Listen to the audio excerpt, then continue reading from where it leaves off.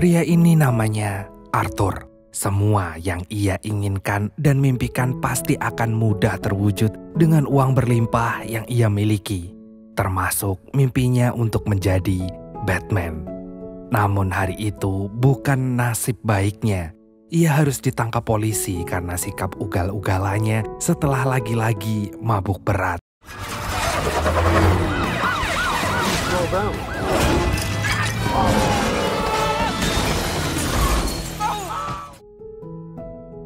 Tapi bukan Arthur jika ia nggak bisa mendapatkan apa yang ia inginkan. Dengan mudahnya ia lepas dari penjara. Bahkan semua yang ada di penjara itu juga ia bebaskan dengan sebagian kecil uang yang ia punya. Bahkan itu saja belum cukup. Setelah itu ia pun mengambil uang $1 juta untuk dibagi-bagikan. Pagi pun menjelang. Hobson, si pengasuh pribadi yang telah merawat Arthur sejak kecil, dengan sabar membereskan kamar Arthur yang sangat berantakan, sisa pesta Arthur semalam. Dengan sabar ia lalu merawat Arthur yang ternyata belum bisa mandiri di usia sebesar itu, mulai dari menyuapi hingga memandikannya.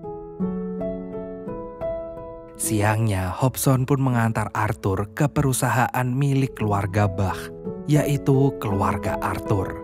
Hari itu Arthur diminta untuk menemui ibunya, dan dengan canggung Arthur lalu berjalan masuk ke ruang ibunya.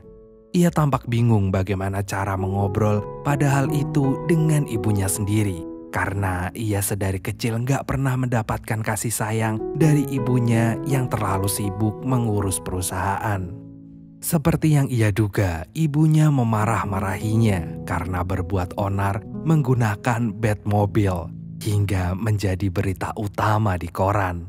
Tapi yang tidak ia duga adalah ibunya memberitahu bahwa ia telah dijodohkan dengan wanita bernama Susan. Yang ibunya yakin bahwa dia bisa membawa perusahaan Bach menjadi lebih baik. Dengan tegas Arthur menolaknya. Karena hatinya tidak untuk dijual belikan. Tanpa banyak kata, ibunya pun langsung menyampaikan jika mau, maka harta warisan keluarganya akan menjadi milik Arthur setelah menikah. Dan seketika Arthur pun berubah pikiran dan berkata, "Iya." Hari pun berganti. Arthur yang merasa gabut lalu jalan-jalan ke sebuah stasiun menggunakan baju milik Abraham Lincoln yang baru saja ia menangkan di perlelangan. Arthur yang sedang menikmati suasana gak sengaja bertubrukan dengan pemandu wisata ilegal bernama Naomi. Tanpa pikir panjang, Naomi yang mengira Arthur adalah seorang badut itu lalu memberinya uang receh dan pergi meninggalkannya. Namun bukannya tersinggung, Arthur justru tertarik dengan Naomi. Dan karena itulah pertama kalinya Arthur melihat uang receh. Ia lalu mengikuti Naomi, tapi sialnya Naomi ketahuan polisi menjalankan bisnis ilegalnya. Hey! Hey!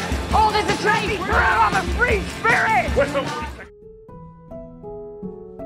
Sialnya Naomi akhirnya tertangkap. Untung saja saat itu ada Arthur yang menolongnya. Arthur lalu berpura-pura menjadi tunangan Naomi dan bilang jika tadi Naomi hanya sedang menjelaskan padanya tentang sejarah stasiun itu. Karena dulu mereka pernah kencan di sana dengan mengosongkan seluruh stasiun dan ada pertunjukan akrobat sambil makan permen. Tanpa pikir panjang, para polisi pun melepaskannya. Bukan karena alasan yang Arthur buat, tapi mereka tahu siapa Arthur dan betapa banyak uang yang ia miliki. Gak lama kemudian, Hobson datang untuk menjemput Arthur karena saatnya mandi sore. Dan ia harus segera menemui calon mertuanya. Terpaksa ia pun harus berpisah dengan Naomi. Sore pun datang. Arthur udah sampai di gedung milik calon mertuanya yang sedang dalam masa pembangunan. Saat masuk, Arthur berprasangka buruk pada mertuanya ini yang memasang teleskop ke arah rumahnya. Tapi ia langsung diancam untuk tidak berpikir macam-macam dan mengikuti alur yang ada karena jika tidak, maka... I won't sense the moisture! Hari pun berganti. Terlihat Arthur sedang bersama Susan di restoran termewah di kota itu. Terjadi perdebatan di antara mereka karena Arthur tidak mau menikah tanpa rasa cinta. Sedangkan Susan dengan jelas menyampaikan ini semua demi bisnisnya. Berbagai upaya Arthur lakukan agar Susan malu padanya. Namun hanya dengan satu bisikan, "Apakah kamu ingat gergaji ayahku?" Seketika Arthur terdiam lalu melamar Susan. Setelah itu Arthur pun menyendiri di mobilnya. Ia begitu frustasi atas nasibnya. Ya, Mimin paham. Memang masalah orang kaya beda ya dengan masalah kita. Gak lama kemudian Hobson pun mendatanginya. Ia menyampaikan agar tidak memikirkan yang aneh-aneh, apalagi wanita lain. Karena tunangannya adalah sebuah janji yang gak boleh diingkari. Arthur merenung, memikirkannya, dan ia telah membuat keputusan. Pagi menjelang, Naomi yang kembali menjalankan bisnis ilegalnya tiba-tiba dihampiri oleh Arthur. Tanpa basa-basi, Arthur mengajaknya masuk ke dalam stasiun, dan ternyata... Grant, wow, this is amazing. Thank you. What do you think? Do you like it? Well, Arthur, this is insane. Yeah. Naomi gak nyangka apa yang disampaikan Arthur ke polisi saat itu menjadi kenyataan. Naomi lalu mengajak Arthur makan malam di sebuah rumahnya yang kecil. Meskipun tidak semewah restoran terbaik di kota itu, tapi di tempat inilah Arthur justru merasakan cinta. Ia mulai mengenal Naomi lebih dalam, dan di momen itu pula ia mengetahui bahwa Naomi adalah masa depan terbaik bagi dirinya. Hari pun berganti. Hari itu adalah hari foto priwet keluarga Arthur dan keluarga Susan untuk sampul majalah Times. Arthur yang nampak ogah-ogahan langsung ditarik oleh Susan dengan kudanya. Ia mengancam Arthur agar tidak macam-macam karena inilah satu-satunya kesempatan Susan untuk menjadi pebisnis terkaya jika ia dipercaya memimpin perusahaan Bach. Arthur tak bisa menjawab apa-apa. Ia pun menurut dengan apa yang diinginkan Susan saat itu. Malam pun menjelang. Arthur yang sangat semangat membeli baju karena akan kedatangan Naomi ke rumahnya kembali diingatkan oleh Hobson tentang arti sebuah janji dalam pertunangan. Namun belum selesai bicara, ada yang mencat bel. Arthur sangat bersemangat menghampirinya, tapi ternyata... Hi, Hobson. Hello, Susan. How nice to see you. What was that? A French kiss. You're a bit drunk, so you just you wait here. Hurry. Untung aja Arthur tepat waktu untuk menyembunyikan Susan.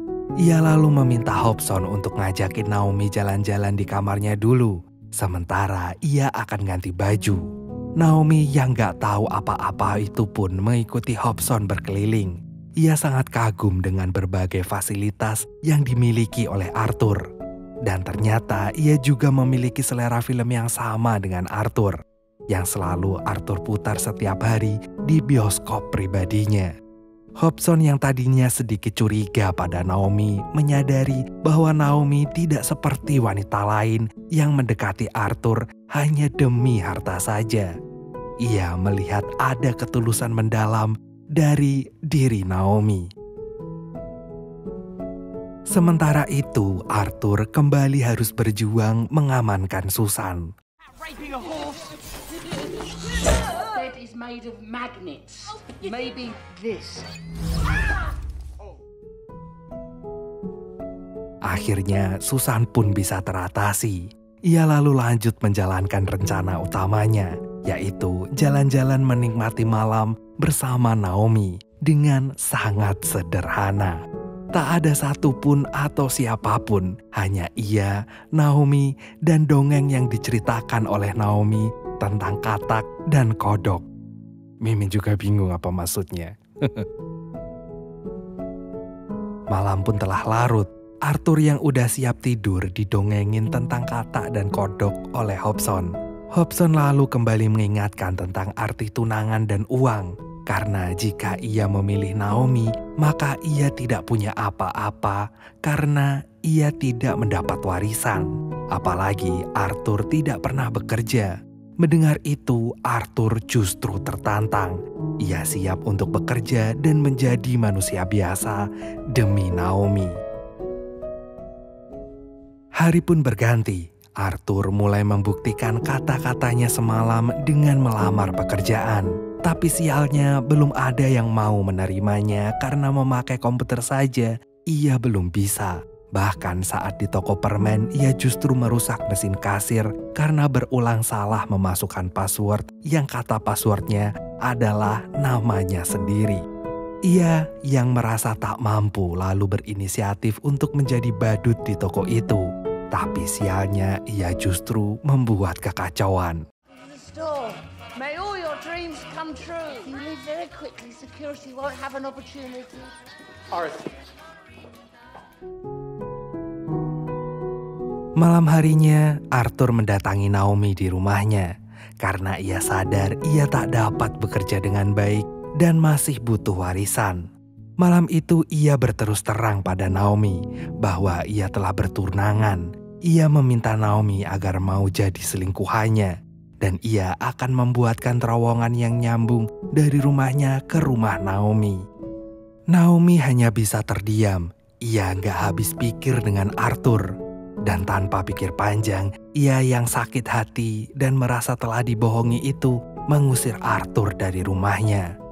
Bahkan tawaran uang cash $1 juta dari Arthur saat itu gak dapat menggoyahkan hatinya yang terlanjur terluka.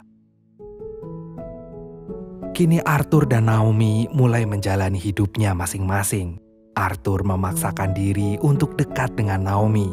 Sedangkan Naomi mulai aktif untuk menulis buku cerita anak-anak seperti yang dulu diinginkan oleh Arthur. Hingga suatu hari tiba-tiba Hobson jatuh sakit. Arthur yang sangat khawatir pun segera menjenguknya. Hobson lalu berpura-pura meninggal. Tapi Arthur sudah hafal dan segera membangunkannya. Ia sangat sedih melihat kondisi pengasuhnya ini dan kecewa kenapa baru tahu sekarang. Hobson pun menyampaikan bahwa ia tidak ingin Arthur sedih dan ia yakin esok ia akan sembuh. Keesokan harinya Hobson benar-benar udah sembuh. Ia mendatangi ibu Arthur di kantornya. Ia nggak terima jika Arthur dipaksa menikah karena ia punya jalan hidupnya sendiri. Namun ibu Arthur menyangkalnya. Menurutnya Arthur masih kekanak-kanakan. Dan ini adalah salahnya Hobson yang gagal merawatnya. Mendengar itu, Hobson hanya terdiam. Ia lalu pergi ke rumah Naomi untuk meminta maaf atas semua perbuatan Arthur selama ini. Ia yakin bahwa Naomi adalah wanita paling pantas untuk Arthur dan berharap takdir bisa menyatukan mereka. Tepat setelah selesai bicara, Hobson jatuh pingsan. Dan tanpa pikir panjang, Naomi langsung menelpon Arthur. Untung saja Arthur tidak terlambat membawanya ke rumah sakit. Bahkan agar imunnya membaik, ia membelikan semua boneka beruang termahal di setiap toko di kota itu. Arthur dan Naomi akhirnya bisa kembali berjumpa. Sebenarnya Naomi ini ingin marah atas perbuatan Arthur. Tapi berkat Arthur dia bersemangat menjadi penulis buku cerita anak-anak. Bahkan sudah ada penerbit yang mau menerimanya. Arthur turut senang mendengar kabar itu. Tapi tiba-tiba Susan datang ke sana. Dan tanpa pikir panjang ia langsung memberitahu bahwa penerbit yang menerima buku Naomi baru saja dibeli oleh Arthur. Bukan karena bukunya bagus. Mengetahui Susan datang aja udah membuat Naomi syok. Apalagi ia harus mengetahui kenyataan pahit ini. Naomi pun bergegas meninggalkan tempat itu. Arthur berusaha mengejarnya untuk minta maaf. Tapi Naomi udah terlanjur sakit hati lagi. Meskipun Arthur bisa mengejarnya, namun hati Naomi udah gak dapat terkejar lagi. Hari pun berganti. Arthur memulai aktivitasnya yang baru mengasuh Hobson yang udah mengasuhnya selama 30 tahun. Meskipun awalnya sangat kacau karena membuat teh aja dia gak bisa, tapi Arthur terus belajar dan pantang menyerah. Karena ini semua demi rasa sayangnya pada Hobson.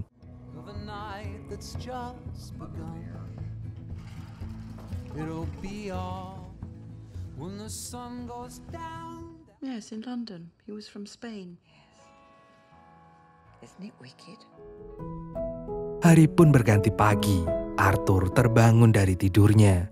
Namun sayangnya hanya ia yang terbangun. Hobson pun tertidur nyenyak untuk selamanya. Tiba-tiba hati Arthur terasa sangat kosong. Kakinya sangat lemas, seakan gak bertulang. Hari-hari berikutnya pun ia tak ada semangat sama sekali di hidupnya. Bahkan pesta paling meriah di hidupnya gak bisa mengisi kekosongan hatinya. Hingga akhirnya hari pernikahannya pun tiba. Arthur telah sampai di gereja tempat pernikahannya berlangsung. Meski belum siap, tapi ia berusaha untuk tegar. Ia yang sudah sedikit mabuk itu pun berniat untuk minum lagi. Tapi ternyata di dalam botol itu telah diisi oleh Hobson dengan secari kertas.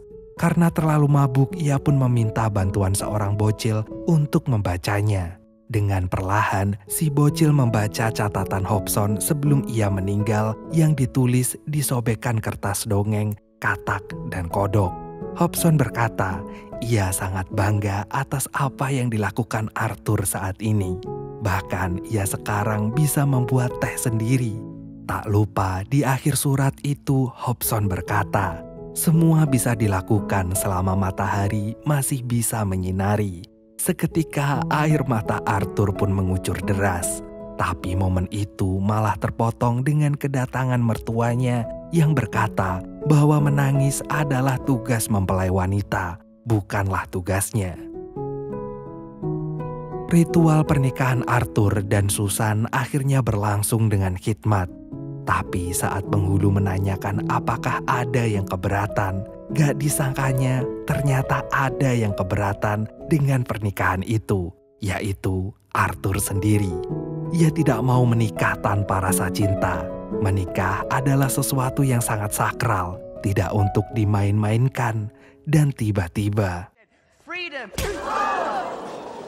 Abercrombie Fitch! I am the future of this company and all... untung saja ia dibela oleh ibunya. Ibunya lalu bertanya, apakah Arthur yakin dengan keputusan ini? Karena jika ia tidak jadi menikah, maka ia akan kehilangan semua harta warisan keluarganya. Arthur dengan yakin berkata, ya, karena uang bukanlah segalanya. Bahkan ia melepas semua pakaiannya untuk membuktikan ia gak butuh sedikitpun harta dari keluarganya.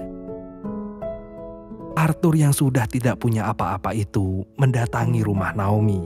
Ia berkata bahwa ia telah melepas semuanya demi bisa hidup bersama Naomi. Tapi sayang, Naomi tidak yakin Arthur yang saat ini bisa membuatnya bahagia.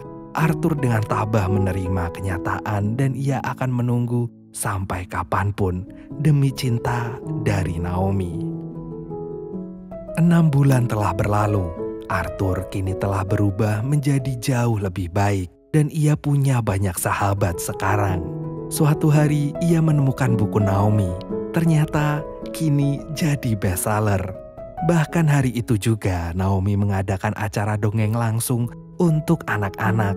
Tanpa pikir panjang, Arthur pun langsung menuju ke tempat itu. Sesampainya di sana, banyak anak kecil yang sangat senang dengan dongeng dari Naomi. Naomi pun lalu mempersilahkan anak-anak itu untuk bertanya. Dengan semangat, Arthur mengangkat tangan, tapi tidak untuk bertanya.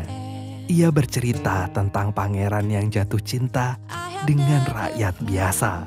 Namun sayangnya sang wanita nggak mau menerimanya hingga saat ini.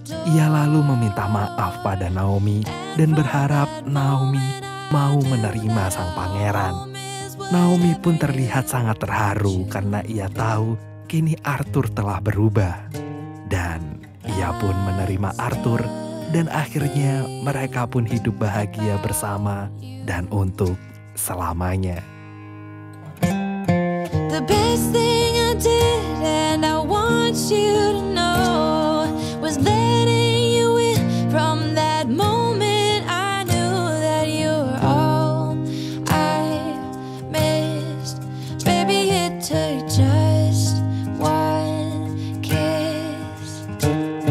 'Cause here in your arms I can finally let go. The rest of the world is outside when you make sure I'm all you missed. Baby, it takes just